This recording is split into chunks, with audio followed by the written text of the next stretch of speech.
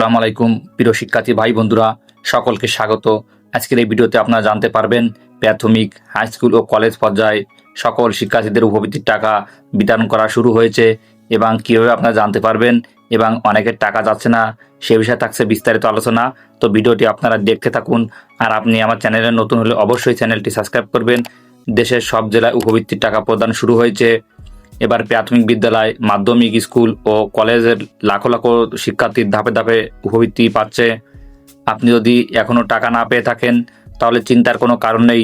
সাধারণত জেলা ভিত্তিতে এবং ধাপে ধাপে টাকা পাঠানো হয়, তাই আপনার মোবাইল ব্যাংকিং অ্যাকাউন্ট, SMS বা ব্যালেন্স নিয়মিত চেক করুন। যাদের তথ্য সঠিক রয়েছে তাদের নির্ধারিত অ্যাকাউন্টে উপবৃত্তির টাকা পৌঁছে যাবে। আর যদি কোনো সমস্যা দেখা দেয় তাহলে দ্রুত আপনার শিক্ষা প্রতিষ্ঠানের প্রধান শিক্ষক অথবা সংশ্লিষ্ট কর্তৃপক্ষের সাথে যোগাযোগ করুন। আপনারা অনেকে জানাচ্ছেন আমার টাকা আসেনি, আমার স্কুল বা কলেজের অন্যান্য শিক্ষার্থীদের টাকা এসেছে। তো অবশ্যই আপনারা কয়েকদিন অপেক্ষা করবেন। যদি তাও না আসে স্কুল কলেজের প্রধান অথবা দায়িত্বরত শিক্ষকের সাথে যোগাযোগ করবেন।